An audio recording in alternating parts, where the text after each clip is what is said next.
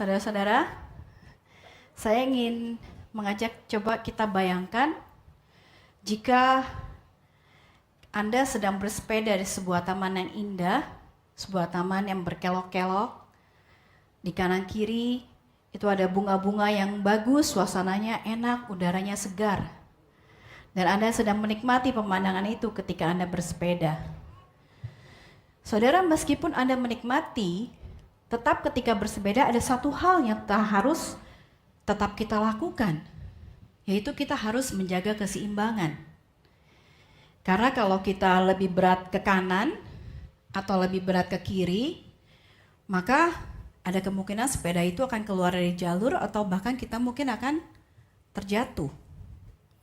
Nah, saudara, minggu lalu Pak Bobby sempat berkata bahwa kebenaran itu seimbang. Kebenaran itu tidak di ekstrim satu ataupun di ekstrim yang lain. Maka sama dengan bersepeda, saudara. Di dalam kehidupan kita, jika kita tidak seimbang di dalam pengertian kita akan firman Tuhan, jika kita lebih menekankan satu kebenaran lebih dari kebenaran yang lain, kita akan terjatuh. Maka oleh sebab itu sangat penting bagi kita untuk mengerti firman Tuhan dengan seimbang. Untuk mengerti kebenaran firman Tuhan secara holistik, secara keseluruhan. Nah, di surat Paulus kepada jemaatnya di Galatia, Paulus menulis bahwa keselamatan itu hanya ada di dalam Kristus. Bahwa kita diselamatkan oleh karena kasih karunia yang kita terima melalui iman kita kepada Yesus Kristus. Bahwa tidak ada seorang pun yang dapat diselamatkan karena melakukan hukum Taurat. Dan bahwa hukum Taurat tidak memiliki kekuatan untuk menyelamatkan kita. Hukum Taurat hanya menuntun kita kepada Kristus. Semua yang ditulis oleh Paulus ini adalah kebenaran. Tetapi sayangnya kebenaran ini seringkali disalahartikan oleh banyak orang. Saudara, di satu sisi, di zaman itu ada beberapa orang Yahudi yang percaya bahwa iman kita saja tidak cukup untuk menyelamatkan kita. Mereka percaya kepada Yesus, tetapi mereka tidak percaya bahwa pengorbanan Yesus saja cukup untuk menyelamatkan mereka. Mereka berpikir bahwa mereka harus memenuhi hukum Taurat supaya mereka bisa diselamatkan. Mereka harus melakukan semua hukum-hukum Allah sampai ke detail-detailnya untuk mendapatkan perkenanan Allah. Maka mereka mulai menuntut orang-orang yang bukan Yahudi zaman itu yang percaya kepada Kristus untuk disunat. Mereka berkata, kalau kamu percaya Yesus, kamu harus disunat. Kalau tidak, kamu tidak akan bisa diselamatkan karena itu adalah perintah Tuhan. Dan mereka juga berkata kepada Paulus bahwa ketika Paulus menuliskan Injil, mereka berkata, engkau memberikan license, memberikan izin kepada orang-orang percaya untuk berbuat dosa. Di sisi lain, saudara, ada mereka yang percaya bahwa karena mereka sudah diampuni, bahwa karena mereka sudah diselamatkan dan mereka diselamatkan bukan karena perbuatan, karena ketika mereka percaya kepada Yesus, Yesus memberikan kebenarannya kepada mereka, dan di mata Tuhan mereka adalah orang benar, maka mereka merasa, saya tidak perlu lagi memperhatikan hukum Taurat. Saya tidak perlu lagi melakukan hukum Taurat. Dan mereka mengatakan bahwa hukum Taurat sudah ditiadakan. Bahkan banyak dari mereka memandang hukum Taurat sebagai sesuatu yang buruk, sesuatu yang merusak kebebasan mereka. Saudara, kedua hal ini adalah ekstrim yang saling bertentangan satu dengan yang lain. Kalau kita lihat memang ada sedikit kebenaran di dalamnya, tetapi kebenaran itu ditarik terlalu jauh sehingga menyimpang. Maka di Galatia ini khususnya di pasal 5, Paulus meluruskan pemahaman yang salah dari kedua sisi ini. Dan dia membawa kita kembali kepada keseimbangan. Di Galatia 5, Paulus mulai dengan berkata bahwa kita adalah orang-orang yang sudah merdeka. Kita sudah dibebaskan dari hukum Taurat, kita dimerdekakan dari dosa, kita dibebaskan dari maut, kita dibebaskan dari segala tekanan, dari segala pressure yang menuntut kita untuk menjadi perfect. Semua ini kita dapatkan karena kematian dan kebangkitan Yesus Kristus. Dan kemudian di ayat 13-15, Paulus mulai menjelaskan apa yang harus kita lakukan dengan kemerdekaan yang Yesus sudah berikan kepada kita. Nah, hari ini kita akan melihat apa yang Paulus katakan tentang kemerdekaan Kristen, the true Christian freedom. Dan nanti kita akan simpulkan apa kemerdekaan Kristen yang sesungguhnya. Kita akan baca ayatnya, Galatia 5 ayat 13 sampai 15. Saudara-saudara, memang kamu telah dipanggil untuk merdeka. Tetapi janganlah kamu mempergunakan kemerdekaan itu sebagai kesempatan untuk kehidupan dalam dosa. Melainkan layanilah seorang akan yang lain oleh kasih. Sebab seluruh hukum Taurat tercakup dalam satu firman ini, yaitu kasihilah sesamamu manusia seperti dirimu sendiri. Tetapi jika kamu saling menggigit dan saling menelan, awaslah supaya jangan kamu saling membinasakan. Jadi hal pertama yang Paulus katakan tentang kemerdekaan Kristen adalah kemerdekaan Kristen bukanlah kebebasan untuk kita hidup di dalam dosa. Dikatakan tadi sekali lagi, kita baca lagi, saudara-saudara, memang kamu telah dipanggil untuk merdeka. Tetapi janganlah kamu mempergunakan kemerdekaan itu sebagai kesempatan untuk kehidupan di dalam dosa. Di sini Paulus menekankan, iya kita sudah dimerdekakan, kita sudah dibebaskan. Tetapi kebebasan yang diberikan melalui pengorbanan Yesus bukanlah alasan untuk kita memanjakan diri kita. Bukan alasan untuk kita memuaskan keinginan daging kita. Tetapi malah sebaliknya, karena kita sudah dibebaskan dari dosa, kita telah diubahkan dari gelap menjadi terang, maka seharusnya kita menggunakan kebebasan itu untuk melawan keinginan daging kita. Sebab saudara, jika kita berpikir bahwa ketika kita diberi kebebasan, ketika kita sudah diampuni oleh Tuhan, maka itu artinya kita bisa berbuat seenak-enaknya saja, tanpa aturan, dan kita bisa berbuat dosa, maka saya mau bertanya, apa yang membuat kita, pengikut-pengikut Kristus, berbeda dengan orang-orang yang tidak percaya kepada Kristus? Dan jika kita punya pikiran yang seperti itu, bahwa kita dapat melakukan apa saja yang kita mau, itu adalah kebebasan, kita perlu melihat apa yang Yesus katakan di Yohanes 8 ayat 34. Kata Yesus kepada mereka, aku berkata kepadamu, sesungguhnya setiap orang yang berbuat dosa adalah hamba dosa. Maka saudara, jika kita hidup terus-menerus mentoleransi dosa kita, jika kita terus-menerus memaklumi dosa kita dan terus-menerus berbuat dosa, kita nggak mau berubah, sesungguhnya kita sedang memindahkan diri kita dari kemerdekaan yang Tuhan sudah berikan, kita lepaskan, dan kita sedang menjadikan diri kita kembali menjadi hamba dosa. Kita sedang menyia-nyiakan pengorbanan Yesus Kristus yang sudah Dia kerjakan di kayu salib, saudara. Dan ketika kita terus hidup di dalam dosa, maka dosa itu akan terus mengikat kita, dan semakin kuat dia akan mengikat kita, dan dia akan menyeret kita semakin dalam ke dosa-dosa yang lainnya. Dan once again we have rendered ourselves helpless. Sekali lagi kita sudah membuat diri kita menjadi tidak berdaya di bawah perbudakan dosa. Jadi sungguhnya saudara, kebebasan yang Tuhan berikan supaya kita, itu bukan supaya kita dapat melakukan apa saja yang kita mau. Tetapi Tuhan memberikan kebebasan itu, kita dibebaskan dari dosa, agar kita dapat melakukan apa yang Tuhan mau. Amin. Yang kedua, Paulus berkata di ayat 15, tetapi jikalau kamu saling menggigit dan saling menelan, awaslah supaya jangan kamu saling membinasakan. Jadi kemerdekaan Kristen yang kedua adalah bukan kebebasan untuk menyakiti orang lain. Saya skip dulu ayat yang lain, saya pindah dari 13 langsung ke 15, karena ini berhubungan saudara. Di ayat 13 ketika dikatakan jangan gunakan kesempatan kita untuk hidup dalam dosa, translation yang lain mengatakan jangan gunakan kebebasan kita untuk memuaskan keinginan daging kita. Nah saudara, ketika kita menuruti keinginan daging kita, maka kita akan memiliki kecenderungan untuk bersaing dengan orang lain. Kita akan memiliki kecenderungan untuk mengkritik orang lain.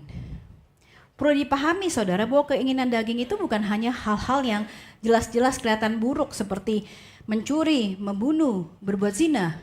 Gak hanya itu. Tapi keinginan daging adalah ketika kita fokus kepada ego kita. Ketika kita mementingkan diri kita sendiri lebih daripada orang lain. Ketika kita berpikir kita lebih baik daripada orang lain. Ketika kita berpikir kita lebih pintar, lebih layak dari orang lain.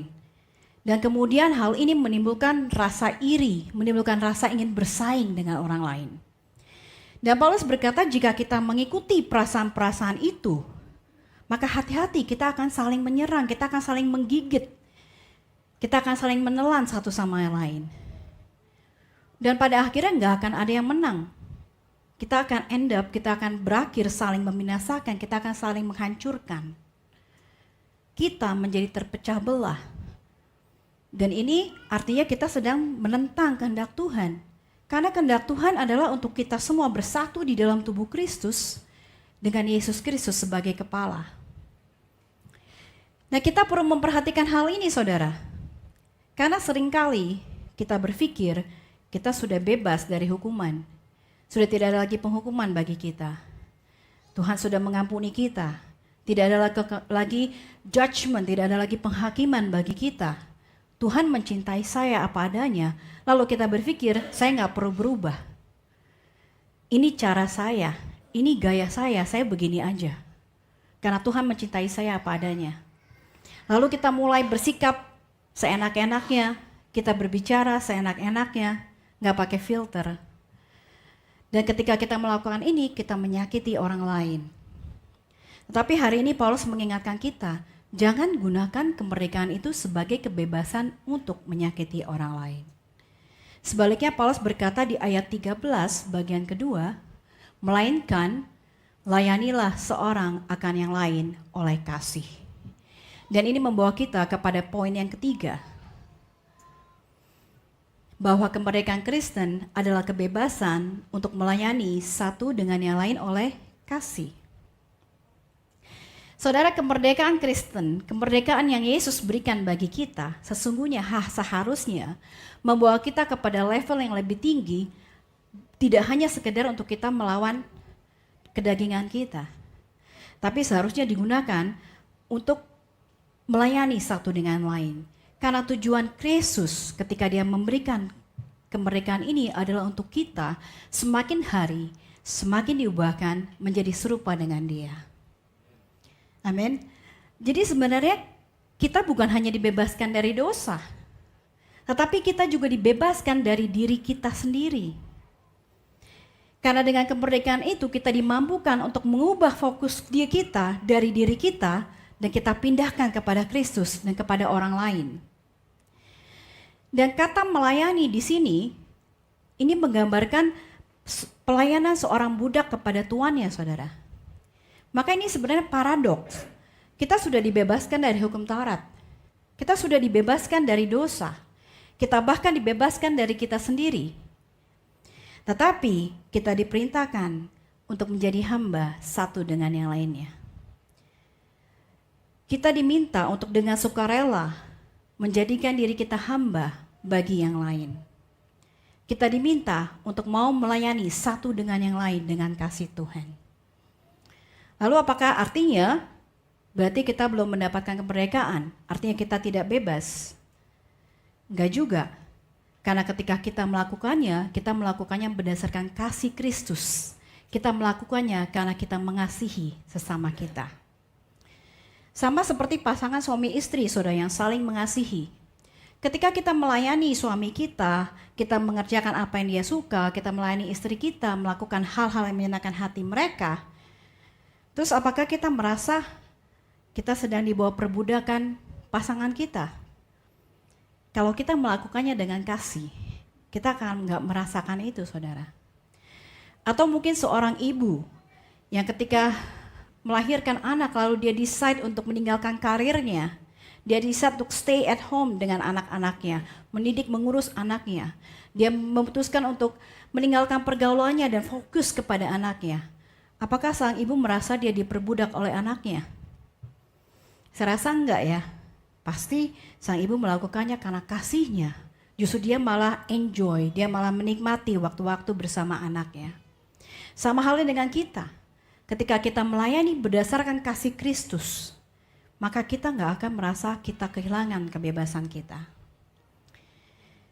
Nah saudara, tanpa kebebasan yang Tuhan berikan, kita nggak mungkin bisa melayani satu dengan yang lainnya.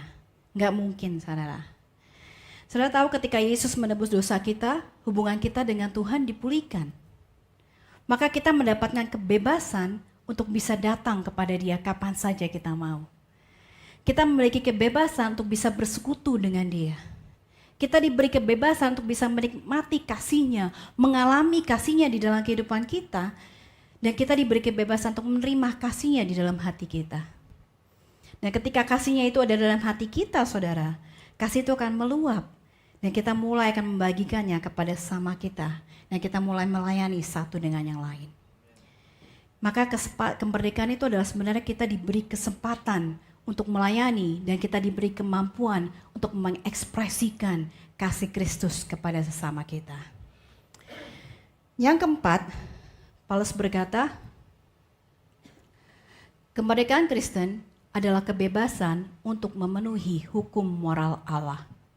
Dikatakan di ayat 14, sebab seluruh hukum Taurat tercakup dalam satu firman ini, yaitu kasihilah sesamamu manusia seperti dirimu sendiri.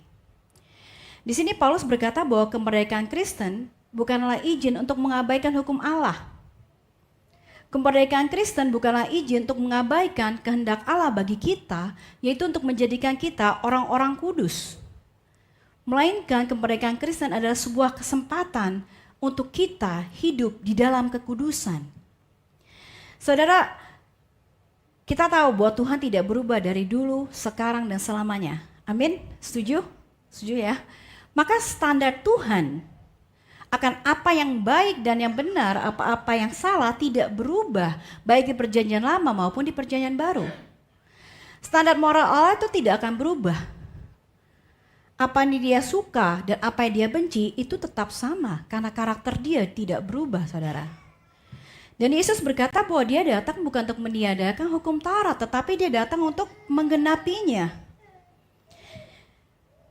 Sedikit background, saudara, kalau kita lihat di perjanjian lama ada 3 kategori dari hukum Taurat atau hukum Musa. Yang pertama adalah hukum seremonial. Hukum ini berhubungan dengan kehidupan beragama. Hukum ini mengatur tata cara beragama, seperti bagaimana kita melakukan upacara korban bakaran, bagaimana melakukan upacara korban penghapusan dosa, dan lain sebagainya. Nah, hukum seremonial ini merupakan bayangan akan kedatangan Yesus Kristus dan akan pengorbanannya di masa depan. Maka saudara, ketika Yesus sudah datang, ketika yang sesungguhnya itu sudah datang, hukum ini tidak diperlukan lagi. Yang kedua adalah hukum sipil atau hukum judicial. Hukum ini menangani perselisihan antara warga negaranya dan mengatur bagaimana seorang warga negara harus hidup di negara itu. Contohnya tentang hukum properti, hukum pernikahan, hukum tentang transaksi bisnis, dan lain sebagainya. Hukum sipil ini diberikan untuk membuat bangsa Israel itu stand out, untuk membuat mereka berbeda dengan bangsa-bangsa yang lain. Maka ketika Yesus sudah mati di kayu salib dan dia sudah bangkit, tembok pemisah antara orang Yahudi dan orang non-Yahudi itu dimusnahkan, saudara. Lalu kemudian orang Yahudi dan orang Yahudi sudah menjadi satu kesatuan, yaitu gereja, kesatuan tubuh Kristus. Maka nggak perlu lagi hukum yang membuat Israel stand out, nggak perlu lagi hukum yang membuat Israel berbeda. Maka hukum ini juga tidak lagi dibutuhkan. Tetapi ada hukum ketiga yang namanya hukum moral. Dan hukum ini mencerminkan karakter Allah. Hukum ini menggambarkan hubungan antara Allah dengan manusia dan antara manusia dengan sesamanya. Contohnya adalah kasihlah Tuhan Allahmu dengan segenap hatimu, dengan segenap jiwamu, dengan segenap akal budimu, dan dengan segenap kekuatanmu. Hormatilah orang tuamu. Jangan membunuh, jangan mencuri. Nah, karena hukum ini menggambarkan karakter Allah, mencerminkan karakter Allah yang tidak pernah berubah, maka sesungguhnya hukum moral ini masih berlaku sampai sekarang. Maka ketika Paulus berbicara tentang hukum Taurat di sini dia sedang berbicara tentang hukum moral Allah. Dia sedang berkata bahwa kemerdekaan Kristen bukanlah kebebasan tanpa hukum. Kemerdekaan Kristen bukanlah kebebasan tanpa moral. Hukum moral Allah tetap ada. Dan sesungguhnya kita bisa memenuhi itu jika kita berjalan di dalam kasih Allah. Kita nggak memerlukan hukum yang mengatakan jangan membunuh jika kita memiliki kasih Allah dalam hati kita dan kita mengasihi sama kita. Kita nggak perlu ada orang yang terus mengingatkan kita jangan mencuri jika kita mempunyai kasih Allah di dalam kita. Kita nggak mungkin menyakiti orang lain kalau kasih Allah itu ada dan meluap dari hati kita untuk orang lain. Dan Roma 5 ayat 5 berkata kasih Allah telah dicurahkan di dalam hati kita oleh Roh Kudus yang telah dikaruniakan kepada kita. Maka saudara, the moment kita menerima Tuhan Yesus, Roh Kudus ada dalam hati kita. Pada saat itu pula kita memiliki kasih Allah di dalam kita. Maka bagaimanakah kita bisa memenuhi hukum Taurat? Kita perlu fokus kepada Tuhan, kepada kasih-Nya yang memampukan kita untuk mengasihi Tuhan dan mengasihi sesama kita. Amin. Jadi saya rekap ya. 4 hal yang Paulus katakan tentang kemerdekaan Kristen. Yang pertama, kemerdekaan Kristen bukanlah kebebasan untuk hidup di dalam dosa. Yang kedua, kebebasan Kristen bukanlah kebebasan untuk menyakiti sesama kita. Saudara, kita perhatikan kedua hal ini berbicara tentang penguasaan diri, tentang self-control. Jadi sungguhnya kemerdekaan Kristen adalah tentang penguasaan diri. Yang ketiga, kemerdekaan Kristen adalah kebebasan untuk melayani sesama kita. Kebebasan untuk mengekspresikan kasih Kristus kepada sesama kita. Ini berbicara tentang pengorbanan diri. Jadi kemerdekaan Kristen adalah tentang pengorbanan. Dan yang keempat, kemerdekaan Kristen adalah kebebasan untuk memenuhi hukum Taurat. Dan ini berbicara tentang ketundukan diri kita kepada Allah. Our obedience kepada Tuhan. Nah, dari keempat hal ini kita dapat mengambil kesimpulan bahwa kemerdekaan Kristen bukanlah sebuah kebebasan yang sebebas-bebasnya tanpa batas. Tetapi kemerdekaan Kristen itu ada hukum moralnya, ada batasnya. Karena sesuatu yang tanpa batas hanya membawa kita kepada kehancuran. Segala sesuatu yang dibiarkan terjadi tanpa kontrol akan menjadi disaster. Coba kita bayangkan apa yang terjadi di negara ini jika negara ini tidak memiliki hukum. Jika semua warga negaranya boleh berbuat seenak-enaknya saja. Saya sih pasti nggak mau tinggal di sini kalau sampai di sini nggak ada hukum. Pasti sangat mengerikan, ya kan? Bayangkan jika planet-planet di alam semesta ini, di dunia ini dapat bergerak tanpa dikontrol oleh hukum alam semesta. Saya yakin saat ini kita sudah nggak ada di sini lagi karena semuanya sudah hancur. Maka sekali lagi saudara, kemerdekaan Kristen bukanlah untuk kebebasan bagi kita untuk hidup semau-maunya. Tetapi kemerdekaan Kristen adalah kebebasan untuk melakukan apa yang Tuhan mau kita lakukan. Kemerdekaan Kristen adalah kesempatan untuk mengekspresikan kasih Kristus kepada orang lain, mencerminkan karakternya kepada orang lain. Dan kemerdekaan Kristen adalah kemampuan untuk memenuhi tujuan Tuhan, the purpose yang Tuhan sudah berikan di dalam hidup kita. Sekarang kalau kita tahu apa itu kemerdekaan Kristen, maka bagaimanakah kita dapat hidup di dalam kemerdekaan itu, menjalani kemerdekaan itu?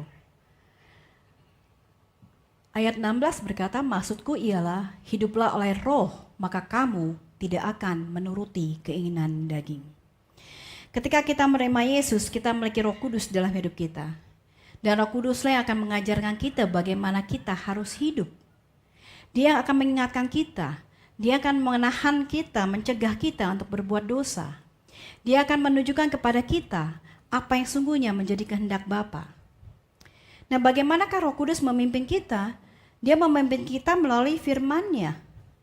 Dia memimpin kita melalui persekutuan pribadi kita saat teduh kita kepada Dia ketika kita berdoa. Dia memimpin kita melalui persekutuan dengan teman-teman seiman ketika kita saling membangun, saling mengingatkan satu dengan yang lain. Maka hikmat demi hikmat, pengertian demi pengertian akan diberikannya kepada kita. Nah, ketika kita tunduk kepada pimpinan Roh Kudus dalam hati kita, kita akan memiliki kehidupan yang berbeda. Kita akan memiliki sikap yang berbeda. Kita akan semakin bertambah-tambah di dalam kasih kita kepada Tuhan dan kepada sesama. Dan kita akan diubahkan menjadi semakin baik, dan semakin baik lagi. Amin.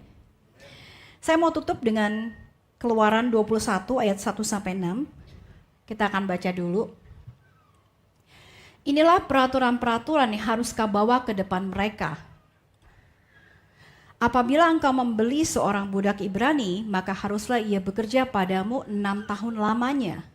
Tetapi pada tahun yang ke-7, ia diizinkan keluar sebagai orang merdeka dengan tidak membayar tebusan apa-apa. Jika ia datang seorang diri saja, maka keluar pun ia seorang diri. Jika ia mempunyai istri, maka istrinya itu diizinkan keluar bersama-sama dengan dia.